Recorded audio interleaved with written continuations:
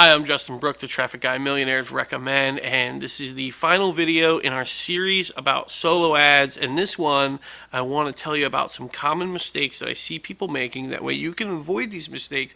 And if you avoid these things, obviously you will increase the profits and have a much better time with your whole solo ad experience. So the first one is tracking links. This should be like a no duh, but I see this one happening so many times. People will just give their email to the seller will send it out, and then they'll be like, so how many clicks did I get?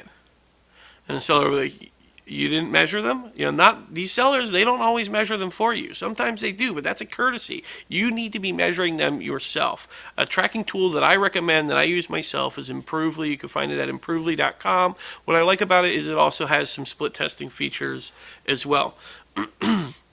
So make sure you have a tracking link with every single email, and I generate a separate tracking link for each email. That way I know how email list number 1 compared to email list number 2, or even if I'm emailing a list, on Tuesday, and then I'm mailing it again on Thursday, and I'm mailing it again on Saturday. If a list is working, you want to mail that list as many times as possible until it stops working. But I want to know each email that I send, even if I'm sending a split test, which is the other mistake. Some people are not split testing their emails. You need to ask them if they have the ability to send out 2 different subject lines or to send out 2 different emails for you. That way you can find out whether email number 1 or email number 2 did better for you, and then that increases your chance of having that email go out profitably, because again, you're paying for it. Maybe you pay $1,000 or $300 and that email goes out. If the email you wrote didn't work, it didn't work. That money's gone. Sometimes they will allow you what's called a make good email if you know to ask for them, and now you do. But a make good email is, if things really just bombed for you, sometimes they will let you re-email again to see if that'll help things and make the numbers work. But again, you need to make sure that you have tracking links in all of these. You need to make sure you're split testing yourself. That way, if email number 1 completely bombs, maybe email number 2 did well, and then you can run email number 2 again, and that way at least you know which subject line worked better, which email worked better. So make sure you're split testing. The other one is buying only one list. When I'm buying solo ads, I usually like to buy anywhere from 3 to 5 at a time. And the reason why is because even if you've asked them, which offers work well, what was, how is the list built? I mean, even if they're saying it's a good fit and you think it's a good fit, sometimes it just doesn't work. Same thing in Google AdWords and Facebook ads. Sometimes in Google AdWords, different keywords just don't work. Sometimes in Facebook, different interest targeting don't work. That's just advertising. The goal is not to cry about the things that don't work. The goal is to find the things that do work. So make sure, if you're doing solo ads, to buy a couple of them at a time. That way you can find out which one of them is working, instead of buying one at a time, and it takes you weeks to figure out which one's actually working. Buy a couple of them at a time, send them all out. Hopefully all 3 of them or all 5 of them work for you, or you find out that 2 of them were duds and 1 of them was good, and then you just keep mailing that one. The next thing is blaming the seller versus knowing your benchmarks. It's hard, because sometimes it's in the media buying world in general. There are some shady characters out there. There are some people looking to just make your money, and they don't care if you're successful or not. It's like that's your responsibility to be successful. But there are also some good guys out there as well.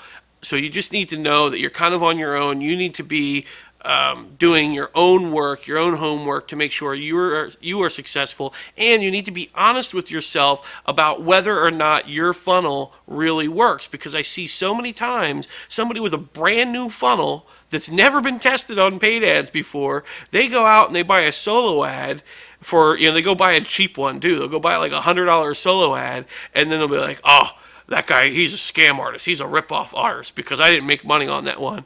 It's like, bro, you don't even know if your funnel works. So be honest about whether or not, if you know your funnel really, really works. Not just do you like your funnel and do you think it's the best thing in the world, but do you actually have data that your funnel works?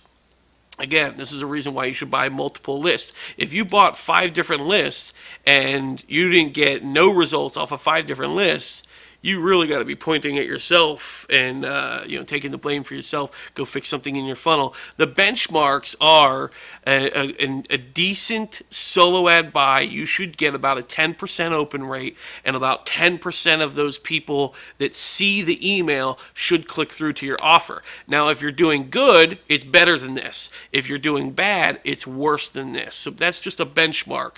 So if you want to know whether or not it was the seller's fault or the seller screwed you, look at the industry benchmarks. Now, if they did 9.9% open rate, don't go call them a scam artist.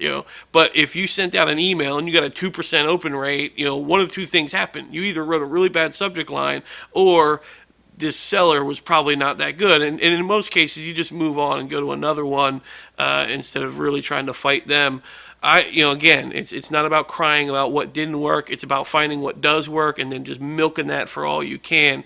The last one is, not knowing the cost per lead and not knowing your earnings per lead. It's really important that you know how to calculate your cost per lead, and it's really important that you also know how to calculate your earnings per lead, because in this business, those are the two metrics that will drive your success. If you know your earnings per lead is, for example, I know my earnings per lead is $35. So if I go buy a solo ad, usually I can get $8 leads all day long, sometimes $2 and $3 leads. So I know that my ads are profitable.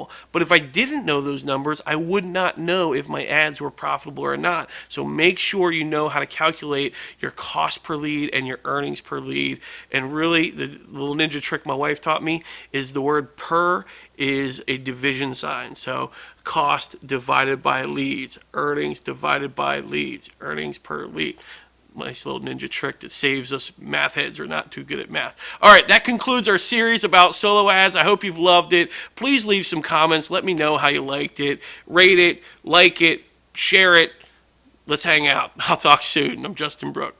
Thanks for watching my video. And if you like that, I've got a free 1-hour mini course for you just over here to the left. And what it'll teach you is how to create a multi-channel marketing strategy, which is just fancy for saying how to get a lot of clicks from a lot of different places. So if you want to learn how to get 1 million clicks per year to your website or more, just click on the image to the left. Are we recording? Thanks for my... Okay, so where should I get it up? Blah, blah, blah, blah.